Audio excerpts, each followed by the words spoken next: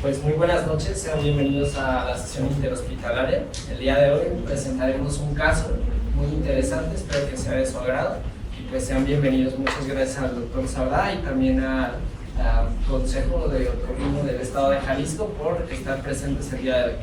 Pues vamos a comenzar. Gracias. Se trata de una paciente femenino de 42 años, originaria de Nayarit, ama de casa, católica. Como antecedentes heredofamiliares, padres y hermanos con diabetes tipo 2, hipertensión arterial sistémica por parte de su madre, abuela con cáncer cervicouterino, ningún antecedente de asma o hipoacusia temprana al nacimiento. Personales no patológicos, su vivienda urbana, zoonosis un perro, esquema de vacunación completo, henotipo positivo, tabaquismo negado, etilismo negado, toxicomanías de igual manera, algún trauma acústico o nasal negado, medicamentos ototóxicos negados. Personales patológicos, no ha tenido ninguna cirugía, hospitalizaciones, transfusiones, no es alérgica a ningún medicamento o alimento, nunca ha tenido una fractura, no se conoce con alguna enfermedad crónico-degenerativa ni infecto contagioso. El motivo de consulta por el cual acude nuestra paciente es por otorrea. La otorrea es de 3 años de evolución, de características progresivas, de aspecto blanquecino, maloliente, la cual pues ha ido pues aumentando poco a poco y básicamente también acompañada de hipoacusia del mismo tiempo de evolución. Ha sido una hipoacusia progresiva, la cual no ha tenido discriminación de tonos y que pues básicamente que la hipoacusia se encuentra predominantemente del lado derecho y básicamente esto que ha sido constante y ha aumentado con el paso del tiempo. Una sensación de giro, la cual ha sido intermitente, que dura nada más minutos y se da espontáneamente. Y un tinnitus, el cual es de tonos agudos, es intermitente y el cual básicamente no refiere a algún atenuante o desencadenante del mismo. La exploración física, un cuello cilíndrico, simétrico, la tráquea central, móvil, no dolorosa. A la palpación no se distinguía alguna adenomegalia, ninguna pues, palpación o bocio. Pulsos carotidos estaban presentes y simétricos y no estaban desplazados. La articulación temporomandibular se encontraba funcional, la cavidad oral, la mucosa estradocrómica, las piezas dentarias incompletas, en mal estado general, algunas reparadas. El piso paladar y lengua sin alteraciones, la úvula de aspecto central, elongada, las amígdalas grado 1, la pared faríngea posterior granular y no había descarga posterior. La nariz es mesorrino, dorso regular. A la rinoscopía vamos a distinguir que los cornetes eran violáceos, hipertróficos, con una buena adecuada respuesta al vasoconstrictor, sin descarga meatal, septum con una desviación a la izquierda con un tipo espolón no contactante. Y a la exploración física, el oído derecho, vamos a encontrar que nuestro conducto auditivo externo estaba ocupado en su totalidad por una lesión de bordes regulares, de coloración violácea, no ulcerada, no sangrante. Y otra lesión menor que era también de bordes regulares, blanquecina, bien definida, no ulcerada, no sangrante, de apariencia polipoidea. Y el oído izquierdo estaba sin alteraciones. Esta es la imagen de otoscopía en la que observamos las características de esta lesión, que vemos prácticamente ocupado todo el tercio interno de nuestro conducto auditivo externo. Hasta este momento, ¿qué estudios les gustaría solicitar? Tenemos pues estas opciones.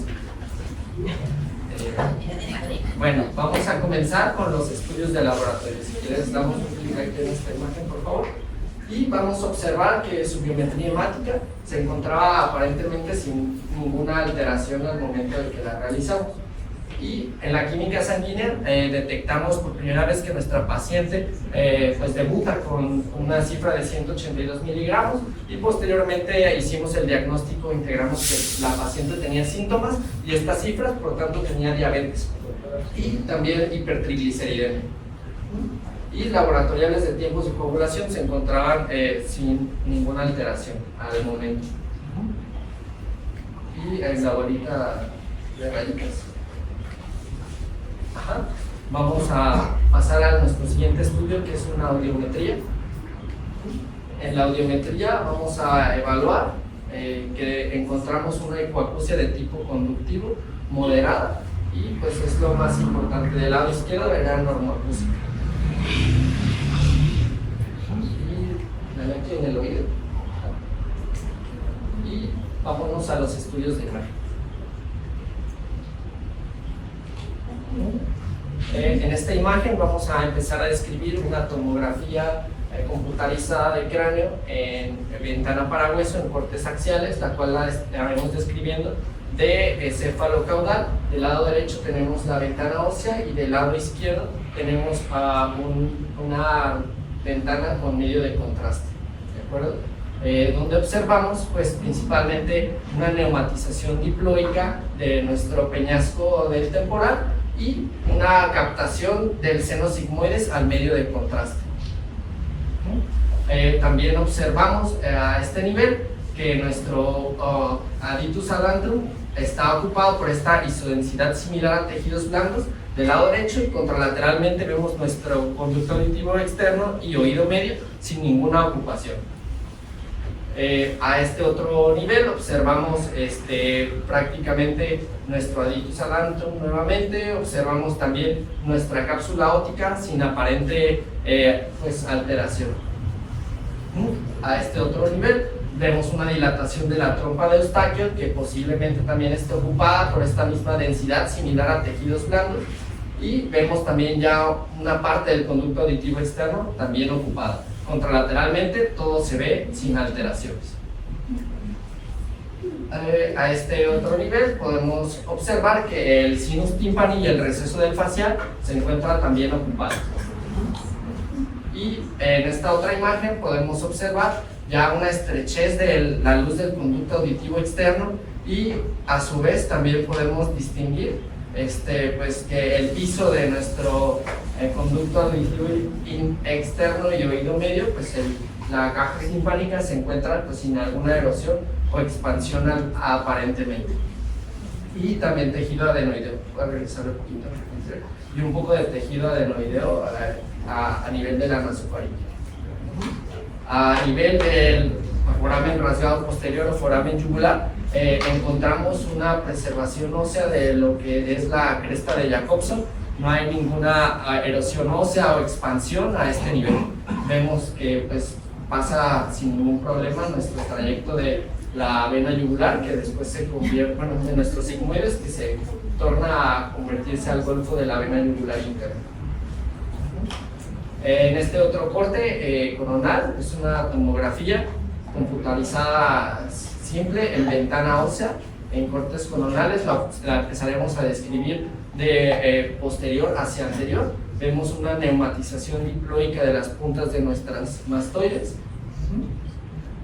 A este otro nivel podemos observar pues, que las celdillas periantrales se encuentran pues, prácticamente sin desarrollo, y el receso del nervio facial pues, aparentemente pues, sin ninguna alteración, y también nuestra caja pues, o aditus adantrum ocupada por esta densidad que ya habíamos descrito previamente. A este otro nivel encontramos prácticamente una aparente integridad de nuestra cadena osicular. Vemos también nuestro golfo de la yugular, la cual no se encuentra con ningún tipo de expansión. Y vemos a este nivel nuestro sputum, nuestro espacio de Prusak, ocupado por esta densidad similar a tejidos blandos, epimeso e hipotímpano totalmente ocupados. Y observamos también a este nivel nuestra promontorio y nuestra cápsula óptica sin una aparente alteración. Y en esta, bueno, hasta aquí me gustaría pues preguntarle al doctor si usted quisiera aportar algo más, o si nos podría apoyar alguien del público con algún comentario. Sí, primero ellos, ¿no? Sí. Quien guste, adelante. Doctor, ¿no tiene cortes de la tomografía donde se vea el contraste? Pues el contraste que tenía al menos era en los cortes axiales. En los cortes coronales no pudimos obtener. No, lo que pasa es que, o sea, técnicamente está tristísima, ¿no? O sea, Sí. está chueca, o sea, en buen plan, o sea, tristísima. Esto no es culpa de ustedes, Si aquí hay algún radiólogo en el hospital, echamos bronca, pero está tristísima. Los cortes no tienen el filtro correcto. Yo creo que son más gruesos de lo necesario. Y además, o sea, aquí te dicen que le pasaron contraste y pues bueno, le podemos creer. Aquí se alcanza a ver un poquito del seno, que del otro lado no se ve, es una cosita. Y o sea, sí tiene, si comparan un lado con el otro, que pasa la que sigue, creo que por ahí se alcanza a ver, miren también aquí un poquito, o sea, se ve que sí le pasa, miren acá qué bonito, se alcanza a ver parte de la final del seno sigmoideo, el golfo de la yugular, que era lo que el doctor decía, nomás que no trae señalador, pero ahí se ve, ¿sí? Y entonces, o sea, sí tiene contraste, pero, pues, o sea, está muy triste, o sea, y lo hago de veras sin ningún afán mala onda, pero, o sea, tratan, o sea, no tiene ninguna utilidad ponerle contraste y hacerlo con esta ventana. Sí, o sea, pero nada, o sea, esto y esto, guay. Sí, o sea, eso es realmente un manejo de ventanas en pues en la estación de trabajo y eso, o sea, los que han rotado conmigo se dan cuenta. Cuando es contraste, pues, se ve el contraste, y cuando es así, o sea, es distinto. Y no es porque sea conmigo, ¿no? Pues en cualquier lugar donde se haga radiología normal, o sea, la ventana con contraste debe ser, pues, es distinta. Ese es un manejo de ventana de hueso, y esto es aquí debería ser un manejo de partes blandas. No fue así, yo no quería decir nada, pero el hecho de que la doctora no lo viera, pues hace todavía más evidente que así pasó, ¿no? Entonces, de hecho, los cortes coronales hubiera sido también bien interesante. Pero bueno, hablando de cosas que podríamos agregarle a lo que ya dijo el doctor, pues se ve totalmente ocupado el conducto aditivo externo, si lo vieron, ¿no? Miren ahí, vean el conducto aditivo externo de un lado y vean el conducto aditivo externo del otro. Está chiquito, pero bueno, hablaba del seno timpánico, del conducto aditivo, vean cómo abomba hacia acá. Y pues bueno, es parte de lo que logramos ver.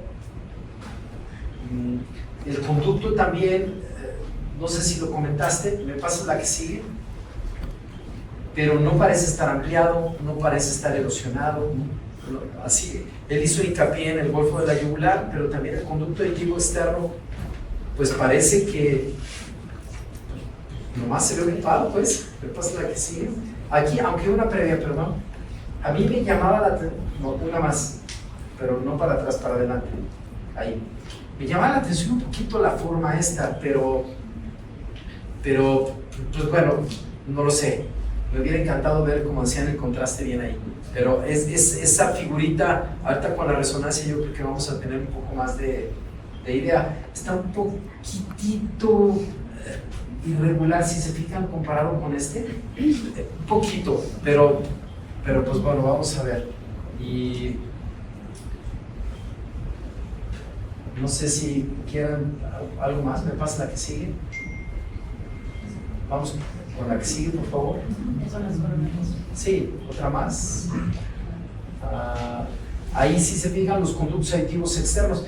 Y también pues llama la atención, están un poquito desfasadas, pero pueden comparar este con este. Más o menos esas dos sí están parejas. Nomás están del lado contrario, pero están más o menos parejas.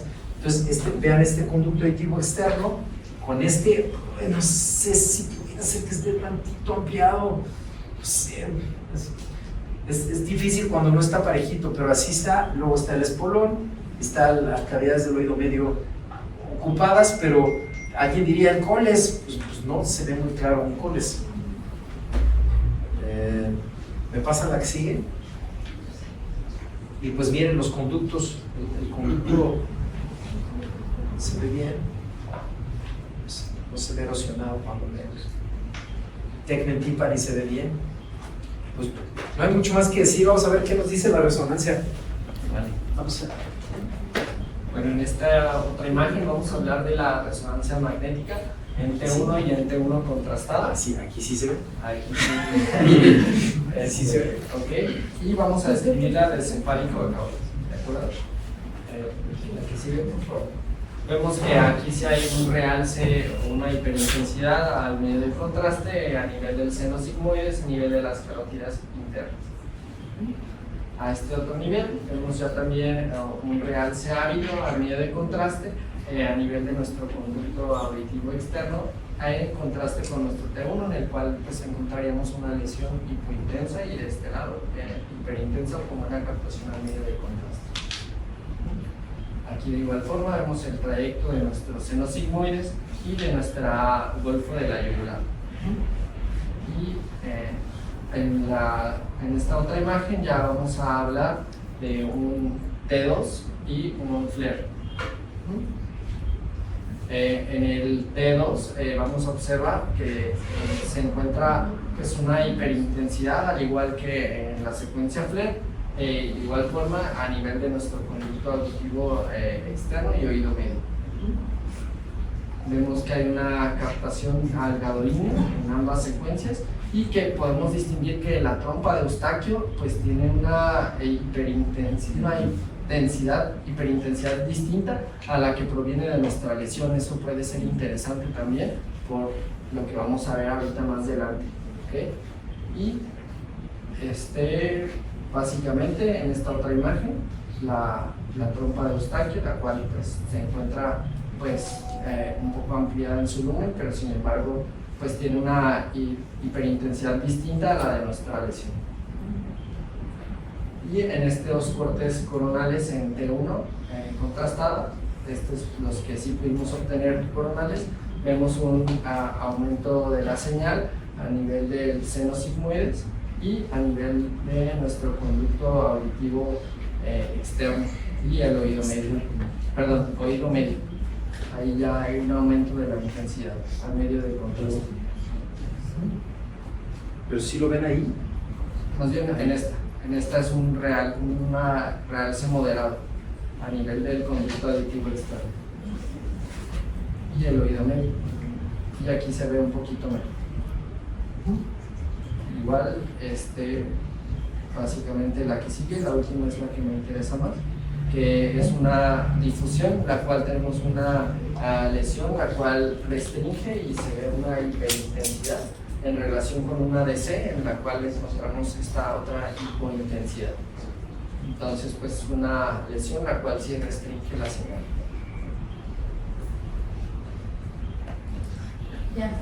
Y pues básicamente son...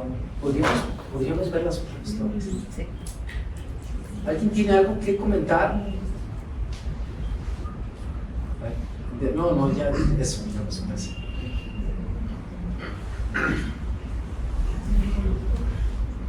No, un poquito antes. Ahí vamos a aguantar tanto tiempo.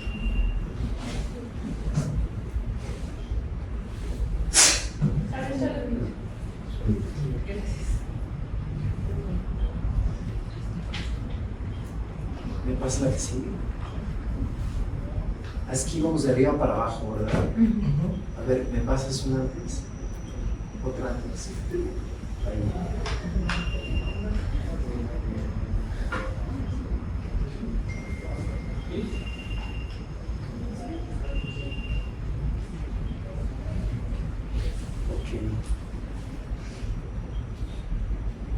Sí, le seguimos, por favor.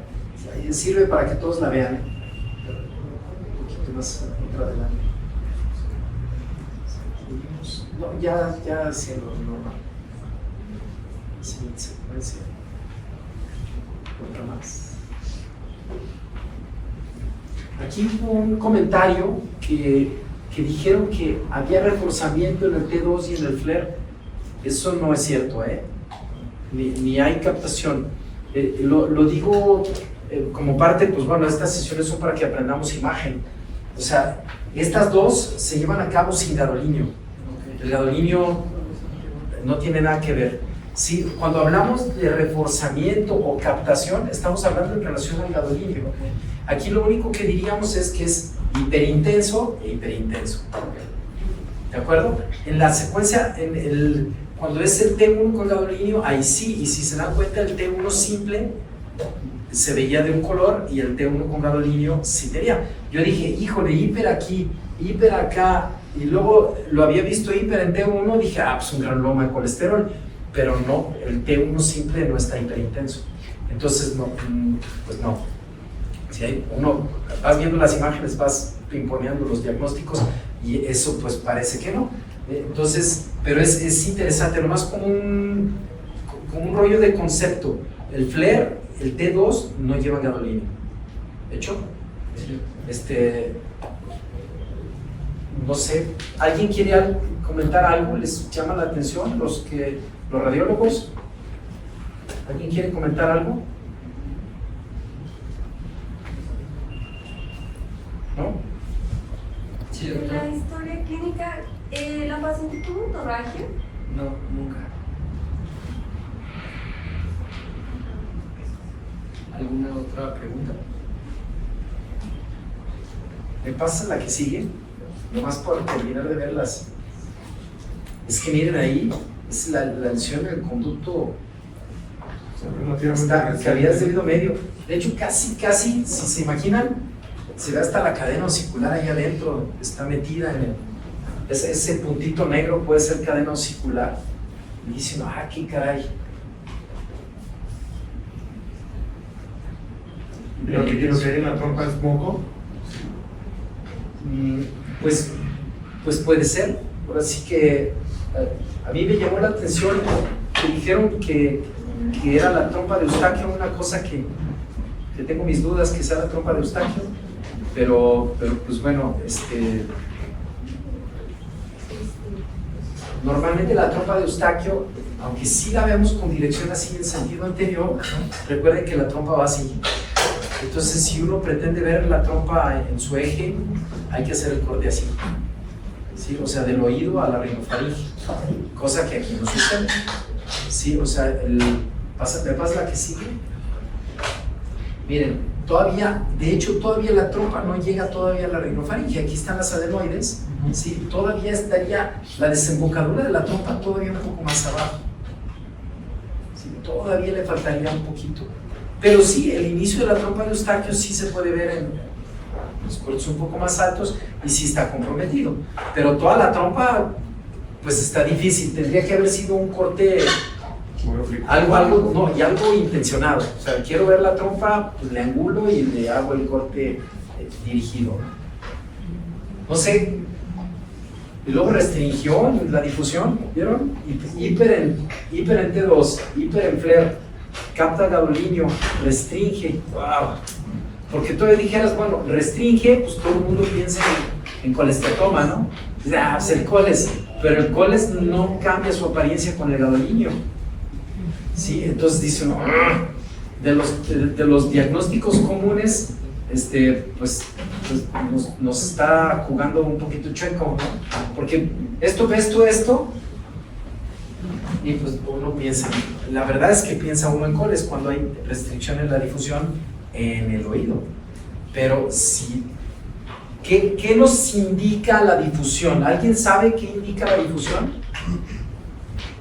¿O qué es la difusión? ¿Por qué se ve blanco? ¿Qué es la restricción? Porque normalmente ahí te dicen, hubo restricción. Bueno, pero ¿y eso qué? ¿Qué es la restricción? ¿Qué significa? No hay movimiento de líquido. ¿Mandé? No hay movimiento de líquido. Ajá, pero explícanos más, doctora. O sea, yo soy radiólogo y entiendo lo que me estás queriendo decir, pero ellos son otorrinos. ¿Ya ves?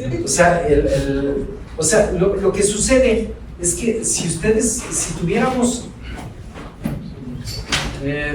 por ejemplo, nos imaginamos células separadas, ¿no? O sea, un tejido que está formado por células y en el espacio intercelular, entre las células, hay líquido que se mueve libremente, ¿sí?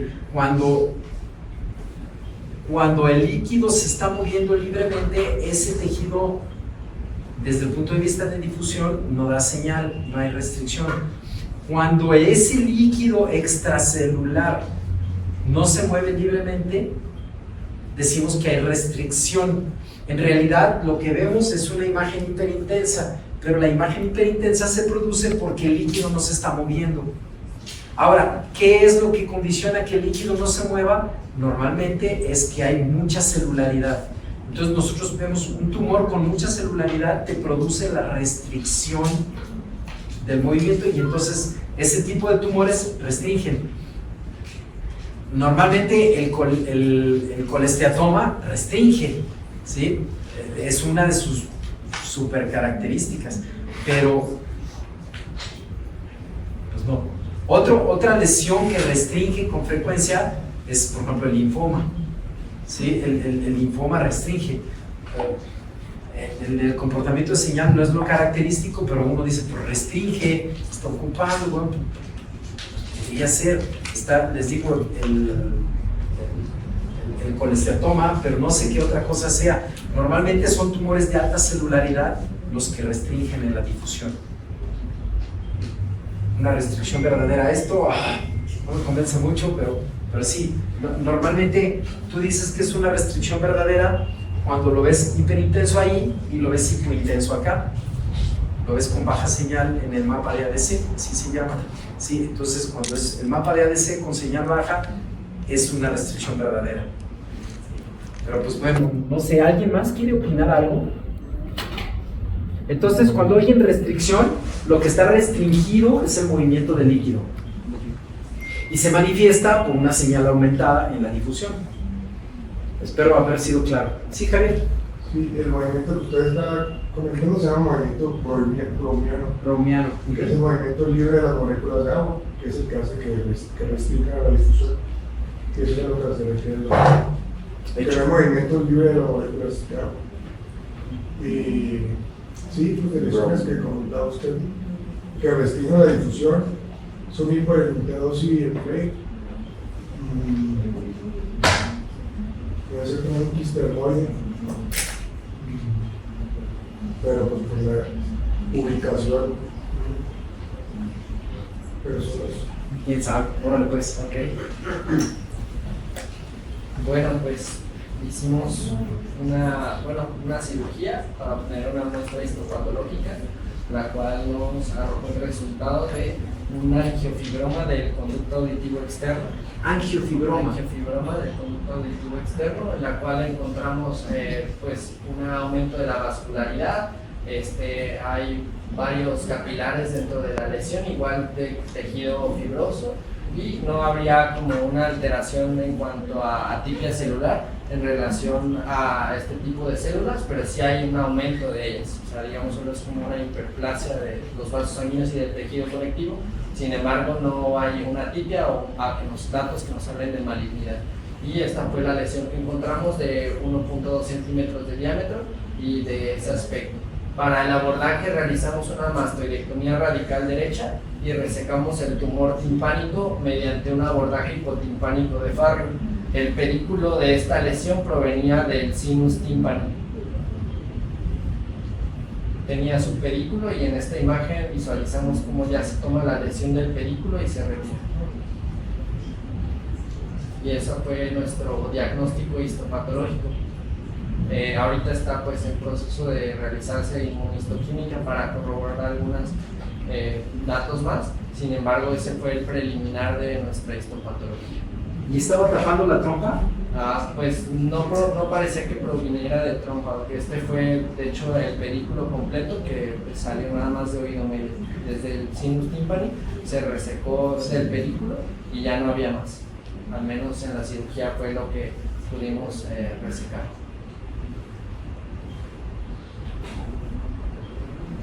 La doctora. Bueno, vamos a continuar con la revisión bibliográfica del caso. Y pues voy a hablar primero del diagnóstico que tuvo nuestra paciente, que es el angiofibroma. Bueno, vamos a ver que de manera general un angiofibroma se caracteriza por ser un tumor benigno de origen fibrovascular, que usualmente suele ser localmente agresivo. Cuando son angiofibromas que provienen, que son extranasofaringios, hay dos teorías en cuanto a su origen. Una es que proviene de un origen vascular aberrante y el otro que proviene de remanentes mesenquimatosos aberrantes. En cuanto a epidemiología, los angiofibromas representan menos del 1% de los tumores de cabeza y cuello y estos se originan usualmente en nasofaringe. Existe un pequeño número de casos reportados de pacientes con angiofibromas extranasofaringios que se reportaban en seno maxilar, en etmoides, en amígdalas, en cavidad oral, y de estos solo hay 80 casos reportados en la literatura y solamente hay un caso previo reportado en canal auditivo externo. El angiofibroma extranasofaringio es más frecuente, fue más frecuente en las mujeres a diferencia de los que se presentan en nasofaringe, que usualmente son más comunes en varones y adolescentes. Y en el caso de los extranasofaringios fue más frecuente entre los 22 y 28 años. En cuanto a la presentación clínica, como no hay muchos antecedentes, hice una comparación entre el caso reportado y nuestro caso.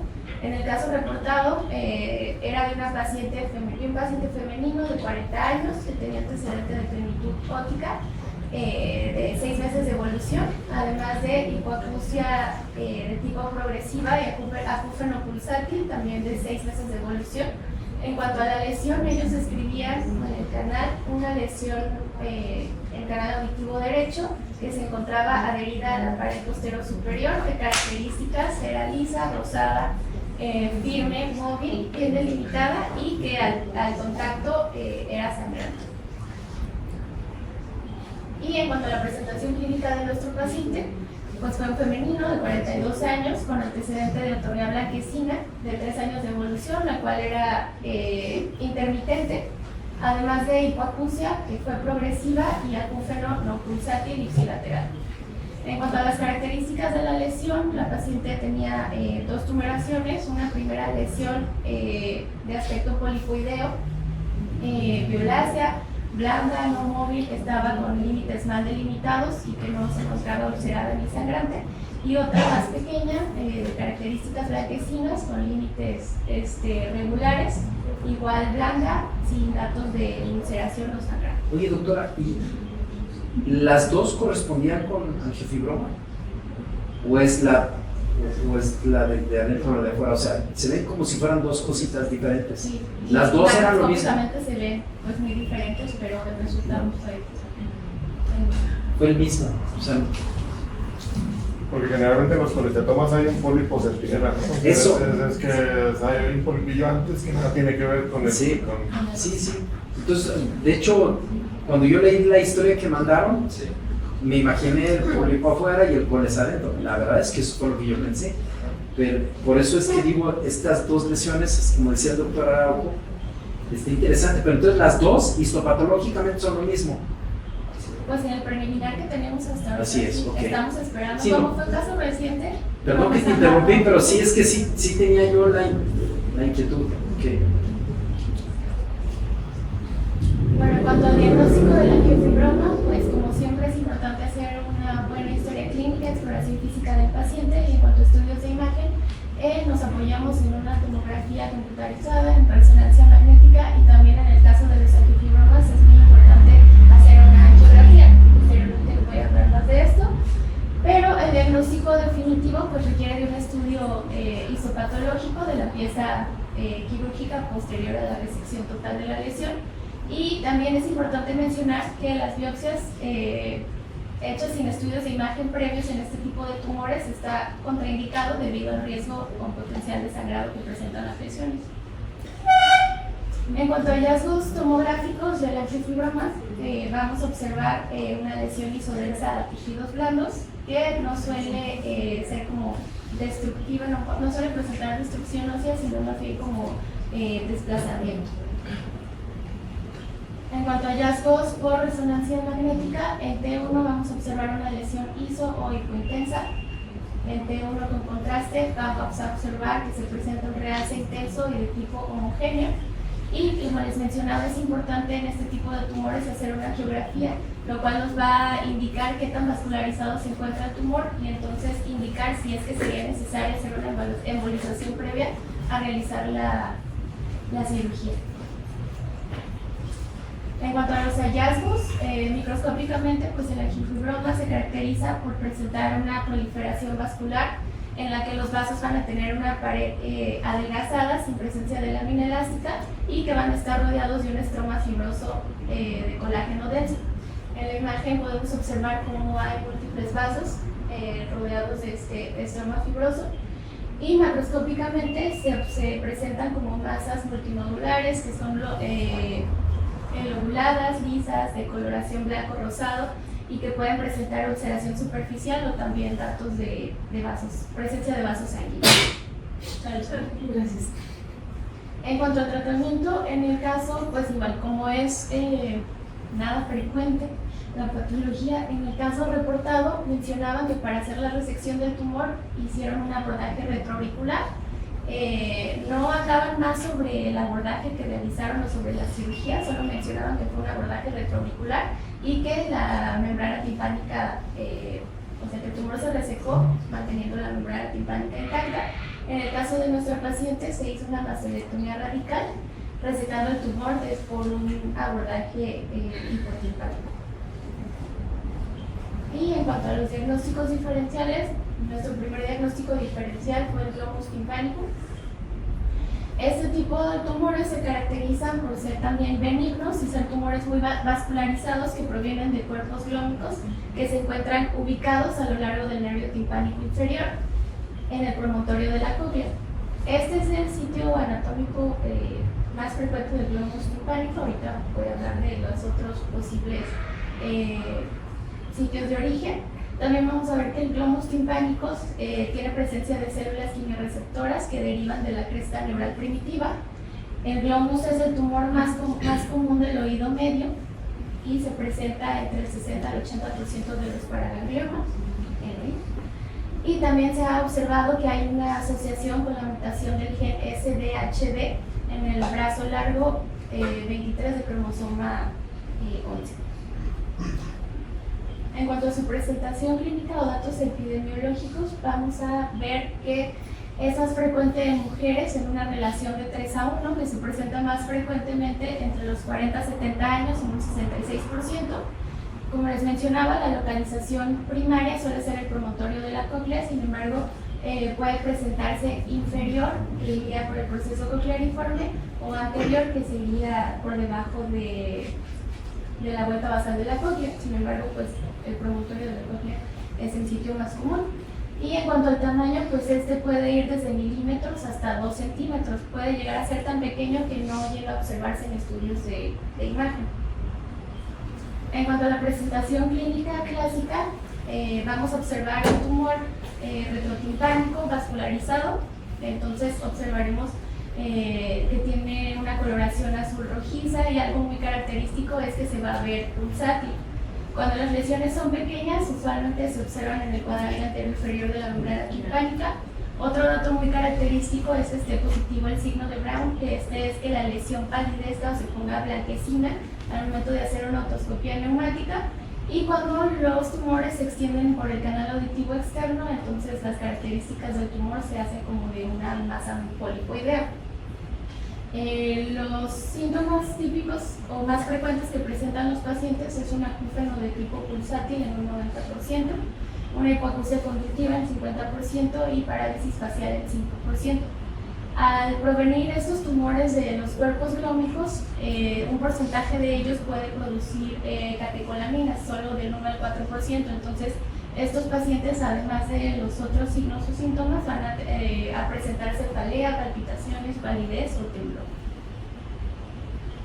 Esta es la clasificación de Glasgow-Jackson, que es para estratificar y clasificar a los tumores. Tenemos que el tipo 1 corresponde a un tumor pequeño que se limita al promontorio de la cóclea. El tipo 2, un tumor que ocupa ya el espacio hacia el oído medio.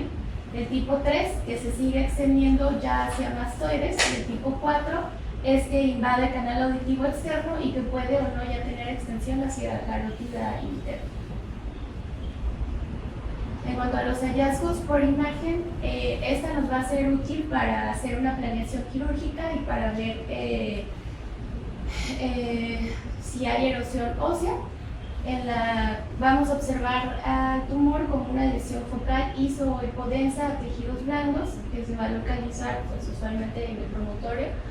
Y en la tomografía con contraste vamos a observar que presenta un realce intenso, homogéneo y brillante. En cuanto a la resonancia magnética, pues esta nos va a permitir evaluar ya extensión hacia tejidos blandos. En T1 vamos a observar una lesión iso o hipointensa, en T1 con contraste, un realce intenso y homogéneo, y en T2 una lesión hiperintensa. Los lomos se caracterizan, un hallazgo muy característico de ellos cuando el tumor mide más de 1 centímetro es una lesión con características del salt and pepper. En estas, el de sal se refiere a lesiones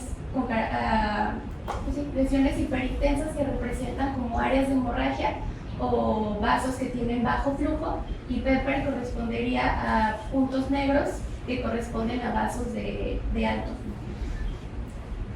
En cuanto a los hallazgos microscópicos, pues es característico que presenten células redondeadas, poligonales, que se encuentran dispuestas en nidos o patrones trabeculares. El patrón se conoce como cell valley. Pueden presentar pleomorfismo nuclear, hipercromatismo y presencia de redes vasculares. En cuanto al tratamiento, pues el tratamiento de elección va a ser quirúrgico. Tenemos que tomar en cuenta, como siempre, el edad del paciente, comórbidos, la extensión del tumor para decidir qué tipo de manejo se va a llevar a cabo. En cuanto a los tumores que se encuentran con una estadificación de Glasgow 1, que son los que están localizados en el promontorio, se realiza un abordaje transcanal con colágeno timpanomeatal. En este tipo de tumores o en este estadio, usualmente no se requiere de angiografía, ya que los tumores están pues muy localizados y son muy pequeños. Cuando ya hay extensión hacia oído medio o hacia mastoides, se hace un abordaje postauricular o endaural con una mastoidectomía, ya sea que sea mastoidectomía de muro alto o una mastoidectomía con extensión hacia el receso facial o hacia hipotímpano. Y también utilizan el gamma knife, el cual es utilizado cuando está contraindicada hacer una cirugía o cuando ya se hizo cirugía pero quedaron restos de la tumoración. Una de las ventajas es que el gamma knife respeta a los nervios craneales. Y el tercer diagnóstico diferencial es el schwannoma. Este se caracteriza por ser un tumor benigno que es de crecimiento lento, que proviene de las células de Schwann del neuroectodermo. Corresponde al 8 a 10% de los tumores intracraneales benignos. Su incidencia es de 1 a 2 por cada 100 habitantes y suele ser más frecuente en adultos jóvenes de mediana edad. Cuando es un tumor primario del oído medio, se localiza usualmente en el segmento timpánico del nervio facial o la rama timpánica que corresponde al nervio de Jacobson o a la cuerda del timo. En cuanto a signos y síntomas, lo más característico o lo que se va a presentar inicialmente es una debilidad facial, la cual suele ser progresiva y suele ser de evolución muy lenta, puede tardar de meses a años en presentarse.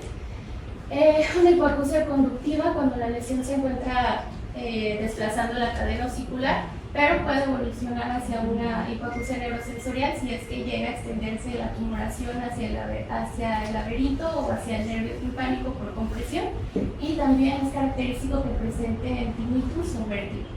A la otoscopía o macroscópicamente se observa como una lesión polipoidea de coloración blanca grisácea y pues se va a observar retrotimpánico. En cuanto a los hallazgos por imagen, en la tomografía es característico que observemos un ensanchamiento del canal de Falopio y vamos a observar una lesión serpenteante que se va a ver isodensa a tejidos blancos. Esta solo nos va a ayudar como a hacer una planeación quirúrgica, pero es de elección la resonancia magnética, en la que vamos a observar el T1, una lesión iso o hipointensa. Esto porque nos va a permitir ver qué tanto involucro hay de los nervios craneales. Y en T1 con contraste vamos a observar un realce intenso que puede ser homogéneo o heterogéneo. Homogéneo va a ser cuando la lesión es muy pequeña y heterogéneo cuando ya tenemos una tumoración más extensa. En cuanto a los hallazgos microscópicos, el schwannoma se caracteriza por presentar un patrón bifásico Cuando es antonía, este se caracteriza por presentar células fusiformes que se encuentran localizadas, dispuestas en fascículos o en remolinos, y también es muy frecuente o característico los cuerpos de Verocay, los cuales se encuentran, son las células que presentan núcleos alineados en empalizada. No sé si alcanzan a observarlo como se ven en donde está la flechita. Y el Anthony B se caracteriza por presentar células menos densas con un estrema edematoso, microquístico, y que va a tener también pues un aspecto ya degenerativo. En cuanto a la inmunohistoquímica, es positivo para SOX10, para S100 y Merlin. En cuanto a los hallazgos macroscópicos, podemos observar una masa ovoide bien delimitada, de consistencia firme, que tiene una superficie lisa. También puede verse con un aspecto lobulado, y en cuanto a coloración es una lesión blanco-amarillenta o grisácea. Y en cuanto al tratamiento, pues el objetivo de la cirugía es disecar o resecar el tumor en su totalidad, tratando de restaurar la función de los nervios craneales afectados, o buscamos mejorar pues sí, mejorar la pérdida auditiva que presentan los pacientes. Mencionan que cuando los tumores son pequeños o que los pacientes están asintomáticos, puede ser el tratamiento solo observación, y cuando ya hay más sintomatología o el tumor ya se encuentra invadiendo a otras estructuras, se hace mediante un abordaje transmastoideo y de fosa craneal media. Igual que en el glomus timpánico, se puede utilizar el gamma knife, que tiene las mismas indicaciones, que sería cuando no es posible hacer una cirugía, que los pacientes tienen alguna contraindicación, o cuando ya se hizo resección del tumor pero quedaron restos de la lesión. Y sería todo.